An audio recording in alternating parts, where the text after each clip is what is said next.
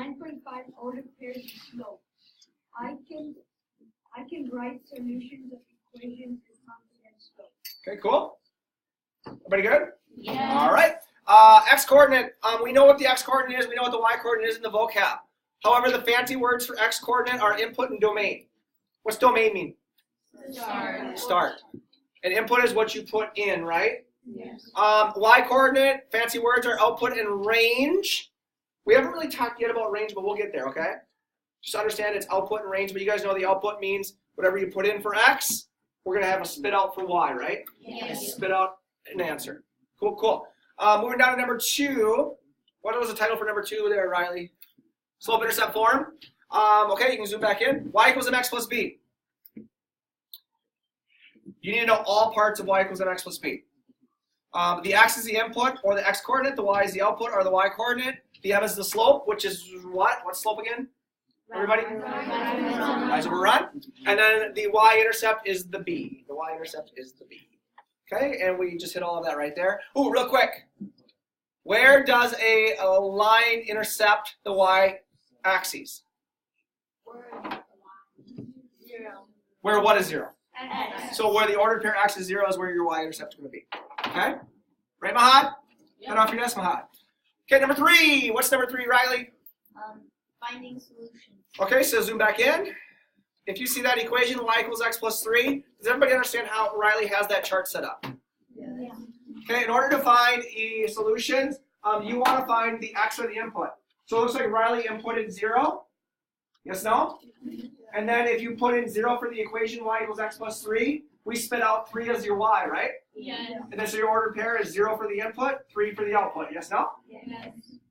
Okay, and then we did that for the number 1, plugged into the expression, and got a 4 for the output. And so on and so forth. Yes, no? Yes. Okay. And then go down to number 8. Here's your equation, y equals 4x minus 1. If you plug in 3 and 11, does it work? Yes. Where's the 3 go? X, because 3 is the x coordinate, right? And the 11 goes to y, and it worked out, right? Brian, can you grab the door back there? Okay, and then let's go to the graphs. Riley, let's go to the graphs. So number 9. What is the slope of this line? I'm going to try to draw here. Looks like we have a point here, and we have a point here. How do you calculate slope again? So we rose how many? 2. We rose up 2, and we ran how far? 1. Well, let's see if we wanted to go from this point to this point. What's our rise? 1, 2, 3. 4. What's our run? 2. Does 4 over 2 equal 2 over 1? Yes. And that is actually just 2, right?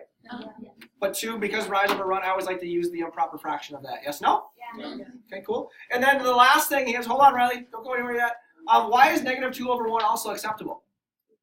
Because it's the same thing. It's the same thing, right? Yeah. Negative and a negative make a... And by the way, negative 2 would be a drop of 2 and a run of negative 1 going towards the left side there, right? All right, Riley, next graph. Is this the next one? I think you went too far, Riley. Right here, this one. So we gave you a line. What is the slope? We just talked about calculating the slope. What is the y-intercept? Where does it cross the y-axis? At where? 2. So it's 0, 2, but the y-intercept is actually going to be the number 2, right? If it crossed the y-axis down here, like if this line, I'm just making one up right now, what's the y-intercept? Negative 1, 2, 3, 4, 5, negative 6, right? And then you can actually write an equation using just this line. So let's say you were given none of this, and we just said write an equation. I always start with the y-intercept. What's the y-intercept? 2. So you have your 2. And then if I want to go from this point to this point, I have a rise of 3 and a run of negative 2, right? There's your slope. X and y are always changing, so we don't write anything for x and y, right? Done. Done. Okay, move on. Riley, hold on. Okay, go. Now you were needed to graph an equation. A lot of you, almost all of you, except for one group, made a table. Awesome. Totally awesome. Here's your input. Here's your expression. There's your output. Here's your ordered pair. You took all of these and you made this point, and this point, and this point, and drew your line, right? But we had one group who said, no, Mr. Pottinger, there's an easier way. Let's just take our equation and find the y-intercept. What's the y-intercept? Negative 4. So they put a point there. What's your slope? Two. 2 over 1, right? Yep. So they went up 2 and over 1 and made another dot. They went up 2 and over 1 made another dot. How many dots do you need to have, or how many points do you need to have? 3. Once you have 3 points, woo, it worked again. You just connect your lines, right? Questions, comments? Real quick, go to that last one, Riley. I just have one question. Here's your equation. Zoom in, Riley. Here's your equation. What's the y-intercept? There is none. It's 0. So Riley even wrote himself a note. No y-intercept, so no y-intercept given, or no b given, so you just assume that it is 0 or the... origin. Questions?